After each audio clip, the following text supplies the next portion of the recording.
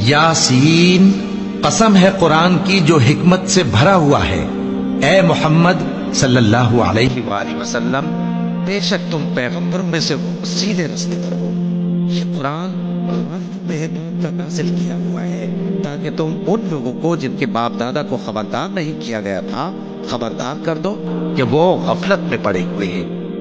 उनमें से अक्सर पर अल्लाह की बात पूरी हो चुकी है, सो वो ईमान नहीं लाएंगे। हमने उनकी गर्दनों में तौक डाल रखे हैं और वो ठोड़ियों तक फंसे हुए हैं, तो उनकी गर्दनें अकड़ी हुई हैं, और हमने उनके आगे भी दीवार बना दी और उनके पीछे भी, फिर उन पर पर्दा डाल दिया तो ये देख नहीं सकते। और तुम इनको खबरदार करो या न करो, इनके लिए बराबर है, ये ईमान नहीं लाएंगे।